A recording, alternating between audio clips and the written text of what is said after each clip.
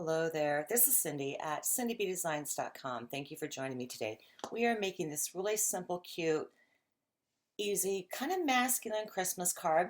I have a little coloring technique or a hack to show you, and I've shown this before, but I wanted to feature this really, it's such a fun, well, yeah, freezing fun bundle here. I love the open line art images that you can color in with pencils or markers or our Stampin Blends, and it comes with those dies, the bundle does. If you get them both at the same time, you get the bundle price of 10% off.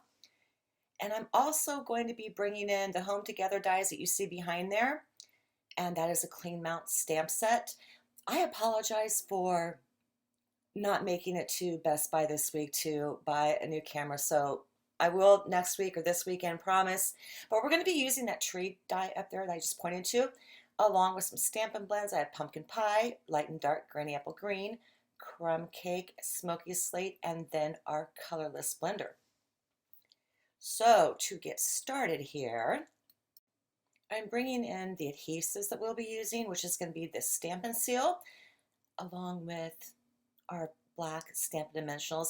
This card's going to be different. It's going to be a side folding, kind of like a landscape with a crease on the side rather than the top. A2, 5.5 across by 4.25. That piece of cardstock is from, I don't know, but it'll be on the supply list. It's on the tip of my tongue. And I have a piece of regular Whisper White we're going to be cutting the tree line into. And then you will need a piece of thick Whisper White cardstock that we are going to be stamping our two images onto. So I'm bringing in the stamp apparatus and just a scratch piece of paper of the thick Whisper White, and I'm pulling out that little skateboard and the penguin image there. And this is my hack here. When you use Stampin' Blends, no matter if you heat set it or whatnot, you could always risk smearing, which I can't stand. And so I figured out a way to get around that and still get my color down. And I zoomed in just so you can see my coloring and what I'm going to do a little bit more. I lay down my images in whatever color of, but anything but black or red or something that won't smear. So I'm using smoky slate here, inked everything up, and that is what we're looking like, and that's what I'm going to color on right now. So I'm going to clean my images off with my chamois, take out what I just stamped, and it's critical that you leave your stamps and the stamp apparatus on the door in the exact same position. And now we are going to color. First, I'm going to bring in the crumb cake, and I'm going to color the side of that little skateboard or snowboard, that's what it is. I should know this, I'm from California. With the dark crumb cake like I'm doing now, and then I'm going to be bringing in the light crumb cake and just blending that out. And you see me constantly change my tip on the marker and rotate it because they're kind of dull, but I'm going to tough it out until I run out of ink in them, and just be really careful about it. That is the dark pumpkin pie that I brought in for the little beak and the feet of the penguin. I don't know what the real name is for penguin feet. I guess penguin feet. That's the light pumpkin pie, and I'm again just bringing that in, blending it out a little bit. And next up, we are going to be using the light and dark smoky slate. That is the light, and it looks like I'm going to cover his entire face, and you're going to think that looks horrible. How's she going to pull this off? But it's really simple.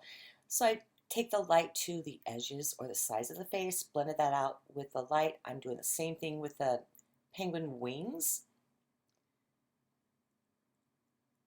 And as you can see, this is just really simple coloring. So right there, I was kind of thinking what I do. And I'm just going to blend the dark color out towards the middle on the sides of my penguin there. And don't hesitate to go back and forth as much as you need to. And there you see like a little mess up I made.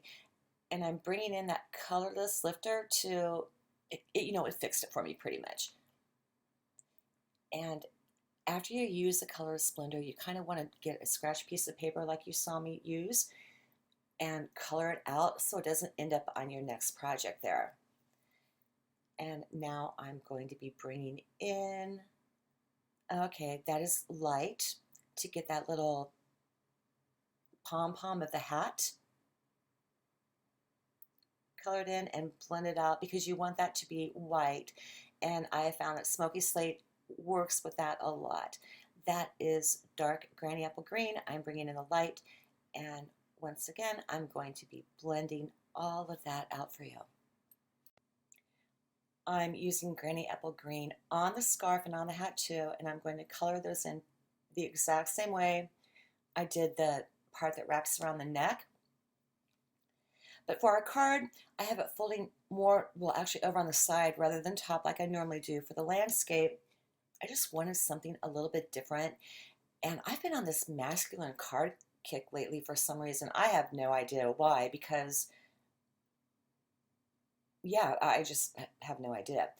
You saw me do a technique there called tip to tip. If you feel like you're not getting a good blend there, kind of rub the tips together. I take my light marker and pull a little bit off the dark marker and color it in that way. You get 3 colors that way as well.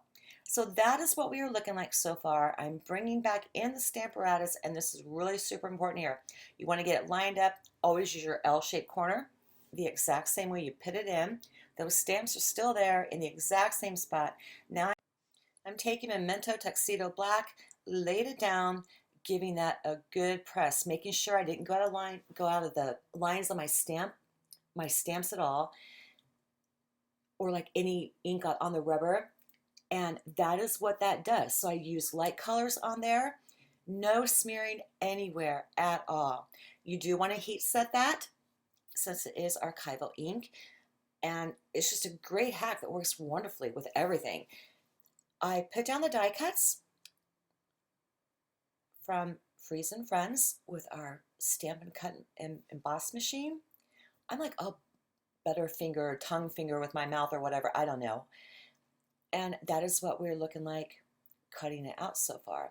So I'm going to cut the tree line, and I'm thinking, okay, how does that die go? It's been a couple days since I used it. And moving it around, checking out the back, and the safest thing to do, honestly, is just put it right in the middle. It's going to turn out no matter what, and you have a little bit of scratch paper left over. And I wanted that entire tree line, or at least cardstock that would fit all the trees. That is only 5¼ inches across because I want a little margin there. That is cinnamon cider for our card base. And DSP, okay, that is from Poinsettia Place, now that I saw the back of it. And I think that we're featuring that next week. We are, and I have another coloring hack for you then too. So I'm sizing and lining everything up. Yeah, skip intro. And I'm going to lay down the snowboard and our little penguin, and my snowbank's a little bit too high, so I'm bringing in just a pencil there, eyeballing it, winging it, marking it, and then I'm going to bring in my Stampin' Trimmer, line that little pencil mark up with the top there, and then go ahead and cut it off what I need. And that's exactly what I wanted too. So I'm getting my snowbank lined up the way that I want it to, getting my painters taped down, winging where I'm going to put the sentiment, Stamparatus back in, or that was the image, and now I want to lay down the sentiment. And okay, I figured out what my problem is with this voiceover. I'm looking outside as I'm doing this too, because my laptop is by the window, and I've got company coming over, and I'm really hoping to get this done before they drive in, and I've got to stop everything, forget what I'm doing, and yeah. Memento Tuxedo Black, once again, to lay down my sentiment. And like I said, these are just the cutest little images. Great scene cards that you can make from this. And I hope that you've enjoyed this week's project so far. I loaded up the back with the white Stampin' Dimensionals, and I put the mini ones on the little trees up there at top. And I'm just pulling off the back of them right now, and I'm going to get that lined up on our card base exactly where I want it. I have like a little bit of 1/4 inch at the bottom and a 1/4 inch on the sides. And as we finish this up, and in the pictures that you will see, I did end up, I'll get back to that in a second. Right now, I'm just putting Stampin' Dimensionals the mini and the regular size ones on the back of our little penguin and our snowboard. After I threw some sequins on it to, take my pictures and everything like that, I really liked how the pool party looked in there, and I've been doing that a lot, just adding pool party details with a lot of my projects, even though there's no pool party on it anywhere, and it just really adds a nice, pop to it. The top of the penguin there, I had to double up the Stampin' Dimensionals on that because our snowbank is on Stampin' Dimensionals, our snowboard is, but I've got the top of the penguin, the head and the scarf and everything, hanging over the snowbank. So that's why I had to double it up. I do wish I had moved down the penguin a little bit more so you wouldn't see that line there, but it still worked out. And great dimension, as you can see right there. I probably should have used black, but I'm okay with white. And that is what we are looking like. And since we're in the home stretch now, that is our card. And again, towards the end, you're going to see how the sequins look on there and how the pool party looks. But this is just such an easy card to make. You can mass produce it. It's really not going to take any time at all once you do a couple of them. And that is our video for today. Our card's coming up, and you can see how that pool party color just really, really punches it out a little bit. So thank you for joining me today. Don't forget to like and subscribe. Leave a comment. Head over to my blog at cindybdesigns.com and see what other things I've been doing for you this week. And I hope you have a fantastic weekend, and I will see you again next week.